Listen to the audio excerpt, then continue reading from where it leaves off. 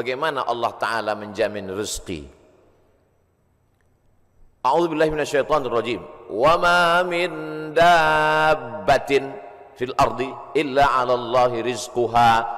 Semua yang melata di atas muka bumi Allah ini dijamin rezekinya. Semua yang melata, semua yang bergerak. Setelah diteliti oleh para ulama, dabbah artinya binatang. Selalu diterjemahkan dabbah, dabbatul ardi. Binatang yang berjalan di atas muka bumi ini dijamin Allah Ta'ala rezekinya. Kenapa disebutkan binatang? Kenapa tidak disebut wa ma min insanin, wa ma min nasin? Tidak ada manusia yang tidak dijamin rezekinya. Digunakan kata yang paling rendah, paling hina, paling kotor, binatang. Kalau binatang saja dijamin rezekinya, apalagi yang mulia. Karramna bani Adam ala katsirin minal khalqi wa faddalnahum tafdila. Di antara semua makhluk ini manusia yang paling mulia. Khalaqnal insana fi ahsani taqwim. Dari bentuk susunan fisiknya paling sempurna, dari bentuk keseimbangan antara akal dengan nafsunya juga sempurna. Ada yang satu ini nafsu aja, tak ada akal, binatang. Ada yang satu ini akal saja, tak ada nafsu, malaikat. Makanya kalau ada teman kita nafsu aja, tak ada akal, kita udah tahu dia sama geng mana. Maka paling sempurna bentuknya, keseimbangannya manusia. Tapi Allah tidak sebutkan manusialah yang kujamin rezekinya, tidak. Allah sebutkan yang paling hina. Kalau binatang yang kotor tidak berakal saja dijamin Allah rezekinya, apalagi manusia. Maka ada ungkapan pepatah orang Melayu, rezeki musang tidak akan dihabiskan harimau. Rezeki musang tak akan pindah ke mulut harimau.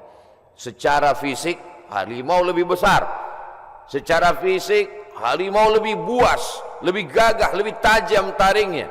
Raja hutan, raja rimba. Musang biasa saja. Bahkan ada musang yang paling keren ya kopi luwak, karena itulah makanan dia. Tapi rezeki musang tidak akan mungkin dihabiskan harimau.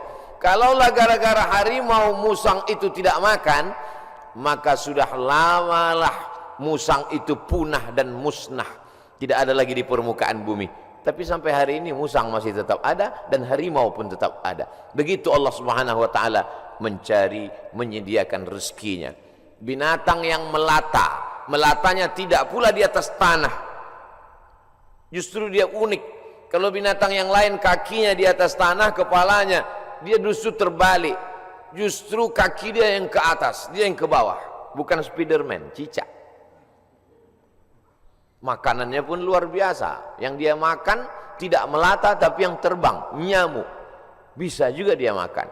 Jadi kalau ada orang dikasih Allah Ta'ala tangan, kaki, kudrat, iradat, kemauan, kehendak, dikasih Allah Ta'ala akal sehat, badan sehat, segar bugar, tapi cemas dengan rezekinya, dia mestinya malu dengan cicak.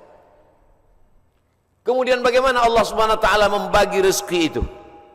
Lau tawakkaltum 'ala Allah haqqa tawakkulih. Kalau kamu bertawakal kepada Allah sebenar-benar tawakal, la razaqakum kama ruziqat thair. Kamu diberi Allah rezeki sebagaimana seekor burung mendapatkan rezeki. Bagaimana seekor burung mendapatkan rezeki? Taghdu khimasan wa taruhu bitanan. Terbang keluar sarang pada waktu pagi dalam keadaan perut kosong dan pulang dalam keadaan perut kenyang. Sampai hari ini belum ada burung yang tidak mau terbang karena khawatir dapat rezeki atau tidak. Burung merpati terbang tinggi, tahu dia di mana letak sarangnya dan pulang dia dalam keadaan perut kenyang. Padahal yang diberikan Allah kepada dia cuma dua, paruh dengan cakar kakinya. Dengan dua itu bisa dia makan. Uniknya burung-burung ini adalah makanannya berada di dalam air, dia di atas udara, lalu kemudian dia hanya sebentar saja memantau, masuk dia ke dalam dan bisa diangkat kembali. Kalau tidak percaya pada isi ceramah saya ini, sering-sering nonton film yang isinya binatang aja, tentang flora dan fauna, tentang hewan, tentang burung. Aneh dan uniknya yang menyuruh kita untuk mempelajari binatang hewan ini adalah Allah Subhanahu wa taala. Tapi yang mempertontonkan kita, kameramennya sampai berbulan-bulan di dalam hutan untuk menampilkan, hanya memperlihatkan seekor burung bisa menangkap seekor ikan, untuk memperlihatkan bagaimana Allah membagi rezeki kepada kita. Sesungguhnya di balik konten yang luar biasa ada kameramen yang sangat tersiksa. Jadi besar sekali jasa kameramen. Jadi nanti kalau beberapa hari ini akan keluar gambar Abdul Somad ceramah di Masjid Sunda Kelapa sedang begini-begini, itu kameramennya luar biasa. Ini kameramen insyaallah masuk surga sama kamera-kameranya sekalian. Saudara yang dimuliakan, cuman kameramen kalau bisa matanya harus seimbang. Jadi jangan selamanya begini. Jadi sekali-sekali begini, sekali-sekali. Saya khawatir nanti setelah tua matanya begini. Selalu ada keseimbangan. Saudara yang dimuliakan Allah SWT, kamera itu pun juga adalah rezeki. Kenapa? Yuntafa'u bihi. Kapan kamera menjadi rezeki? Ketika dia bermanfaat. Kalau kamera hanya untuk mengambil gambar orang yang membuka aurat, maka itu bukan kamera rezeki, itu namanya kamera Sony. Itu namanya kamera laknat. Itu namanya kamera yang mendatangkan, bukan pada mereknya, bukan pada kameramennya, tapi apakah dia mendatangkan manfaat atau tidak. Begitu Allah SWT memberikan rezeki. Suatu ketika ada salah seorang dari wali-wali Allah, setelah mendengar ceramah Ustadz bagaimana perjalanan Ustadz berdakwah, bagaimana perjuangan Ustadz, saya menganggap Ustadz salah seorang dari wali-wali Allah. Kata jamaah, mendengar itu saya, ente kok tahu? Saya ini wali murid. Kaedah kewalian, la ya'riful wali illal wali. Yang tahu bahwa itu wali adalah wali juga. Jadi kalau ada orang mengatakan, menurut saya Kiai Anu itu wali, berarti dia wali. Lalu siapa yang tahu bahwa dia wali? Kamu mengatakan Kiai itu wali? Iya. Terus yang ngangkat kamu jadi wali siapa? Saya sendiri, kata dia. Ini namanya buceri, bule ngecat rambut sendiri. Karena dia klaim saja ada seorang wali Allah. Seorang wali Allah ini berjalan, dalam perjalanan panjangnya dia melihat ada seorang wali Allah juga yang duduk di gurun pasir hanya berzikir. Lalu wali yang berjalan bertanya kepada wali yang duduk, "Kamu kenapa duduk dari tadi tidak cari rezeki?" Kata wali yang duduk, "Apa kau tidak tahu firman Allah, wa ma min dabbatin fil ardi illa 'ala Allahi rizquha." Semua makhluk yang melata di atas muka bumi Allah, rezekinya sudah dijamin Allah. Percaya kau pada ayat ini? Percaya, aku wali Allah. Kalau percaya kepada ayat bahwa rezeki dijamin Allah, untuk apa lagi kita cari rezeki? Kalau kau tidak percaya bahwa rezeki dijamin Allah, lihatlah di atas pohon kurma itu. Ada seekor burung, sejak telurnya menetas, sayapnya patah. Sayapnya patah, dia tidak bisa terbang. Tapi dia tetap menjadi burung yang besar di atas pohon kurma. Kenapa? Kita lihat nanti. Tak lama terlihat datang burung lain membawakan makanan. Datang burung membawakan cacing, datang burung membawakan ikan. Naik ke atas pohon kurma yang di atasnya ada seekor burung yang patah sayap. Begitulah kalau Allah berkehendak, rezekinya dijamin Allah, dia tidak perlu terbang. Datang burung lain membawakan. Burung yang datang ini bukan ojek online. Burung lain datang membawakan tanpa perintah manusia. Allah memerintahkan hatinya. Oh, begitu. Iya. Lalu apa kata wali Allah yang berdiri kepada wali Allah yang duduk? Kenapa kau tidak amalkan sunnah al-yadul ulya khairum minal yadis sufla? Kenapa engkau tidak memilih menjadi burung yang mendatangkan cacing dan ikan? Kenapa justru memilih menjadi burung yang duduk menunggu makanan datang?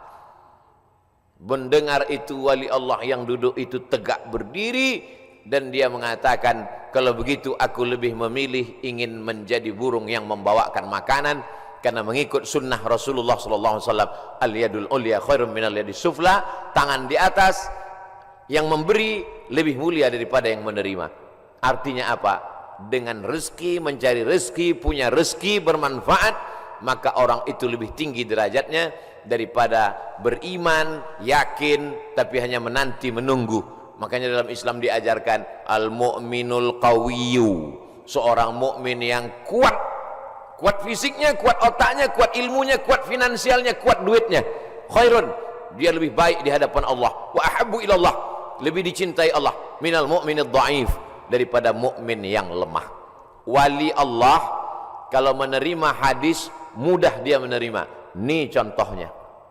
Wali Allah begitu menerima hadis langsung dia terima. Dia langsung tegak berdiri. Jadi kalau ada hari ini orang yang diyakini sebagai wali Allah tapi bertentangan dengan sunnah-sunnah Rasulullah, maka sesungguhnya bukan wali Allah. Jadi wali apa? Wali setan. Suatu ketika ada seorang wali Allah membawa murid-muridnya untuk menemui seseorang yang dikatakan wali Allah. Diceritakan dalam kitab Ar-Risalah Al-Qushairiyah, Imam Abul Qasim Al-Qushairi. Murid-murid, kita mau ketemu dengan seorang wali Allah. Di mana Tuan Guru? Di masjid. Dia tidak pernah keluar masjid, dia dalam masjid. Ya, sampai di dalam masjid bertemu dengan wali Allah, bersalaman. Tiba-tiba orang yang dikatakan wali Allah itu, maaf, meludah dalam masjid. Lalu kemudian saat itu juga sang guru berkata, mari kita tinggalkan orang ini bukan wali Allah. Kenapa Tuan Guru? Dia banyak karamahnya, dia mulia. Karena dia meludah dalam masjid. Perbuatannya bertentangan dengan syariat, bertentangan dengan sunnah Rasulullah SAW. Karena bumi yang paling mulia adalah masjid, meludah dalam masjid adalah menghinakan masjid, maka perbuatannya sudah menjatuhkan kedudukan dirinya di hadapan Allah karena bertentangan dengan sunnah Rasulullah sallallahu alaihi wasallam. Jadi mudah saja standar hidup ini, ikuti saja sesuai dengan ketentuan yang dibawa oleh syariat Nabi Muhammad sallallahu alaihi wasallam, termasuk dalam hal mencari rezeki ini. Kalau dia ikuti sunnah Rasulullah dengan cara yang halal, maka itu berarti dia adalah termasuk umat Muhammad sallallahu alaihi wasallam.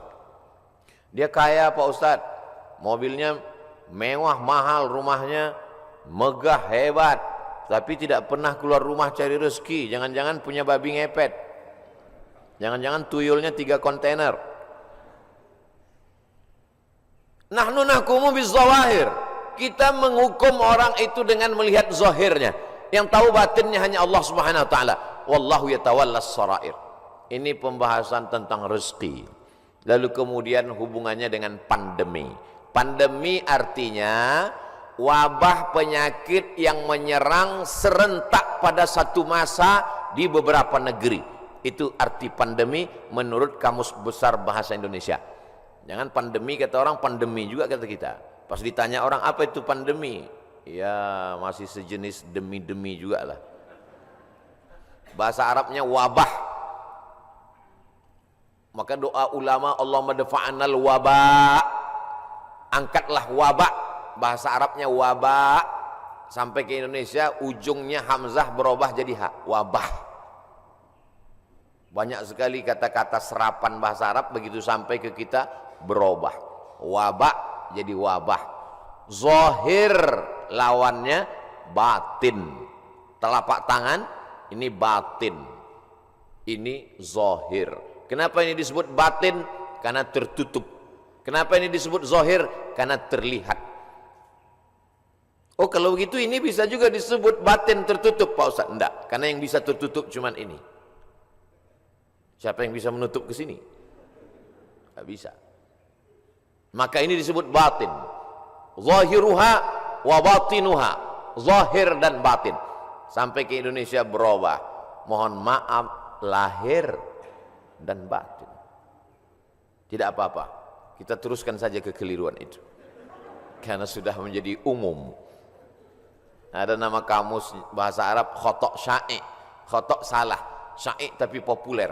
Ternyata kalau salah tapi populer, diteruskan saja kesalahan itu. Nah, kembali kepada pandemi, wabah. Wabah ini bukan sesuatu yang baru.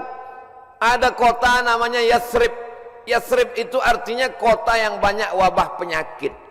Nabi selalu merubah nama yang tidak baik kepada nama yang baik. Kamu mau kemana? Saya mau ke kampung wabah. Namanya saja sudah membuat kita memberikan efek negatif. Nama Abdul Somad, tempat tanggal lahir wabah COVID-19. Maka memberikan efek yang tidak baik. Maka Nabi merubah nama yang tidak baik. Yathrib dirubah Nabi namanya menjadi Al-Madinah Al-Munawwarah, kota peradaban yang terang benderang. Kenapa terang benderang? Ketika Nabi datang ke sana, maka terang benderanglah hati mereka, terang benderang pikiran mereka, terang benderang kota Madinah. Mereka sambut dengan Tola'al Badru alaina. Badru artinya bulan purnama yang terang benderang. Kalau bulan itu bulat, namanya Badar. Kalau bulannya masih sabit, namanya hilal. Yang selalu dicari-cari orang, hilal. Hati-hati kalau ibu punya suami hilal. Saudaraku yang dimuliakan Allah Subhanahu wa taala. Maka pandemi, wabah menyebar sudah terjadi sejak lama. Makanya dalam hadis dikatakan al-mat'unu syahid. Orang yang meninggal karena wabah ta'un, wabah penyakit, pandemi, maka dia mati syahid. Saudara kita, sahabat kita, kawan kita, tetangga kita, satu sekolah dengan kita, meninggal dunia. Berikan kabar gembira kepada istrinya kalau suaminya meninggal. Sabar Pak, dia meninggal sebagai seorang syahid. Wala taqulu liman yuqtalu fi sabilillahi amwat.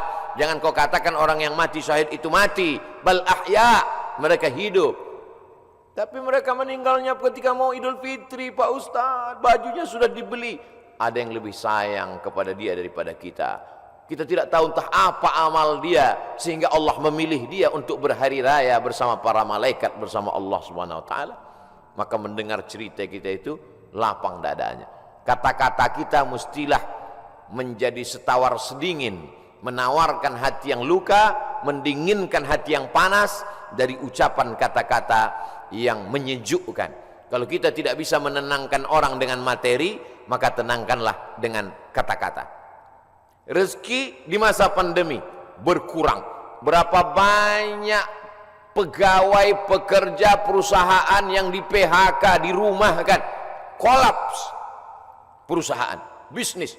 Bahkan ada seorang bisnismen yang cerita ke saya, Ustaz Somad, semua bisnis buatan manusia hancur roboh diterjang badai pandemi COVID-19. Yang bisa bertahan adalah yang buatan Allah Subhanahu wa taala.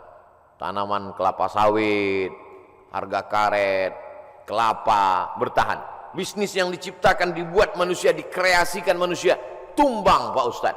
Tapi orang beriman tidak pernah berputus asa. Kenapa? Karena dia melihat, memandang itu sebagai hakikat yang datang dari Allah Subhanahu wa taala. Dia berpikir cerdas.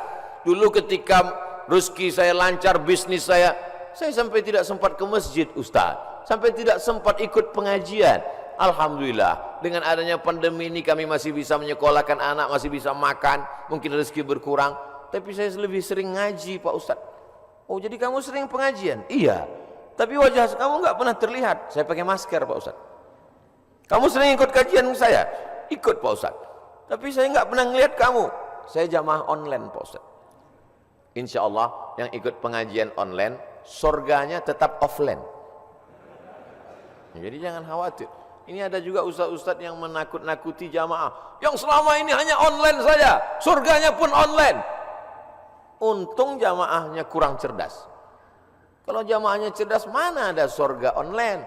Surga online itu surga bid'ah. Saudara yang dimuliakan Allah Subhanahu wa taala, jadi ketika kita melihat sesuatu itu dengan perenungan, maka sesungguhnya ada hikmah yang luar biasa di balik apa yang diberikan Allah. Asa an takrahu syai'an, boleh jadi kau benci sesuatu, fa huwa khairul lakum, tapi di balik kebencian kamu itu ada manfaat, hikmah yang luar biasa. Asa an takrahu syai'an, boleh jadi kamu tidak suka pada sesuatu. Wa yaj'alallahu fihi khairan katsira, dijadikan Allah di balik itu semua ada kebaikan-kebaikan.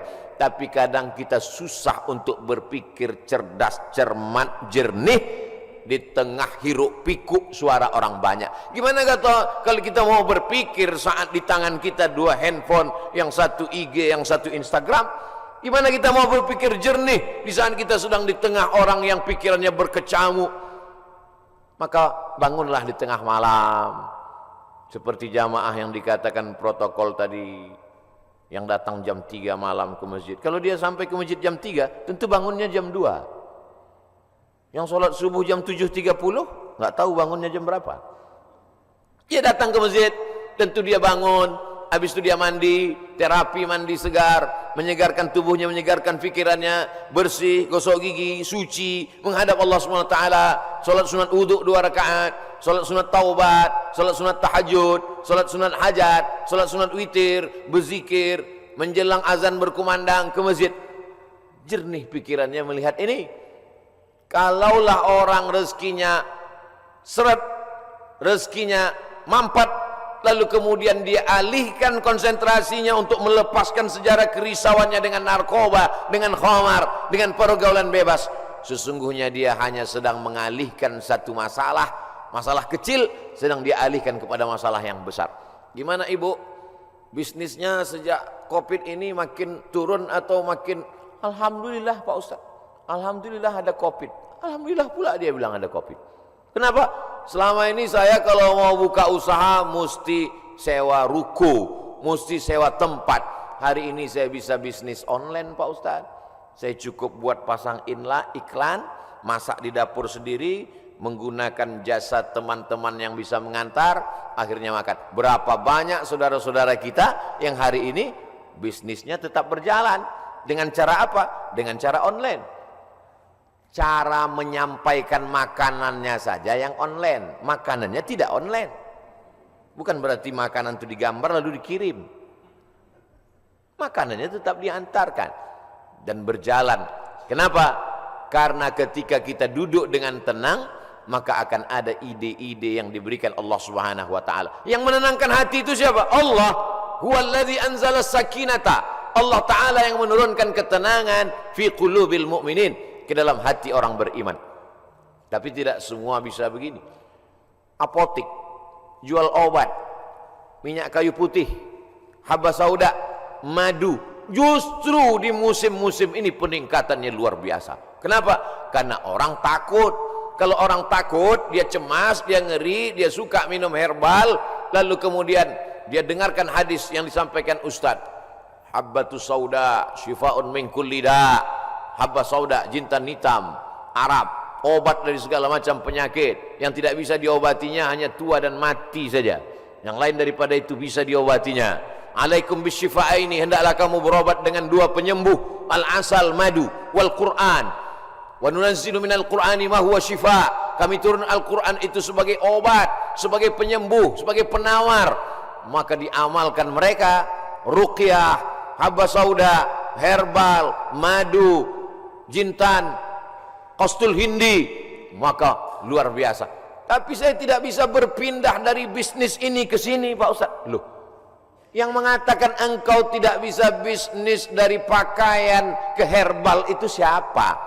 Kita sendirilah yang mengkerangkeng pemikiran kita.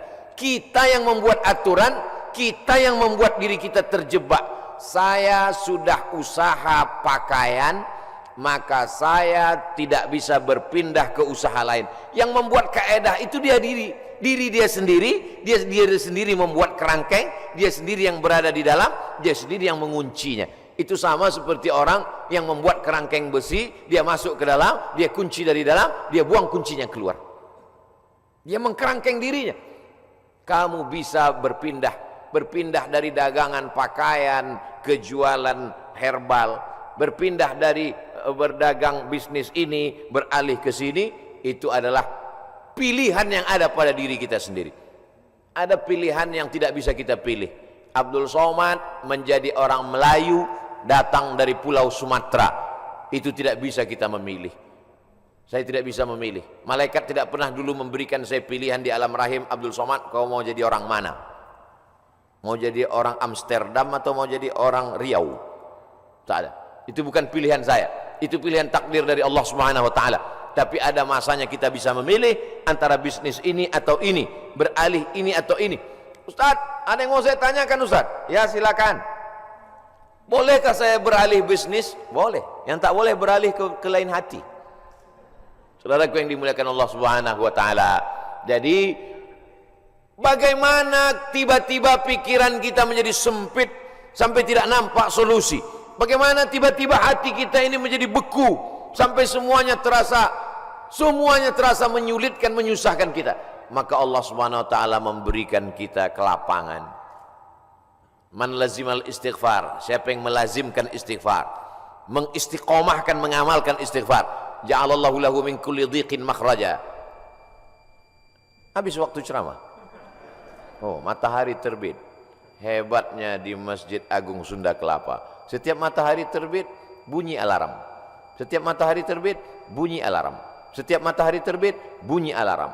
Lama-lama jamaah mengambil kesimpulan bahwa kalau alarm tidak berbunyi, matahari tidak terbit. Kalau ada usaha, baru ada rezeki. Kalau ada usaha, baru ada rezeki. Kalau ada usaha, baru ada rezeki. Kalau tidak ada usaha, berarti tidak ada rezeki. Rezeki terbagi dua. Ada rezeki yang bersifat mauhibah, pemberian Allah. Ada rezeki yang bersifat al-kasbu, usaha. Dan berapa banyak rezeki yang berdasarkan pemberian Allah Ta'ala jauh lebih besar daripada usaha. Tapi jangan gara-gara ini lalu orang tidak mau berusaha. Usaha datang dari kita, pemberian datang dari Allah. Cobalah tanya bisnismen orang-orang kaya itu, apakah dari usahanya itu datang? Berapa banyak usahanya biasa saja, tapi pemberian Allah Subhanahu wa taala luar biasa. Yang dinilai Allah adalah bagaimana seorang hamba berusaha. Itulah ahlus sunnah wal jamaah. Adapun orang yang berpangku tangan menunggu hujan turun dari langit, mereka adalah ahlul bid'ah wad dhalalah. Namanya kelompok Jabariyah. Jabr, al-Jabr. Ada wali nikah itu namanya wali majbur, wali yang boleh memaksa. Jabariyah orang yang terpaksa. Kata dia, hidup dia ini terpaksa karena takdir. Kau kenapa tidak berusaha? Semua sudah ditakdirkan Allah. Kau kenapa mabuk? Saya tidak ada niat mabuk Pak Ustaz, saya terpaksa karena takdir. Dua salah dia. Pertama, dia berbuat dosa. Yang kedua, dia mengkambing hitamkan Tuhan atas segala dosa-dosanya. Maka orang seperti ini dihukum double oleh Sayyidina Umar bin Khattab.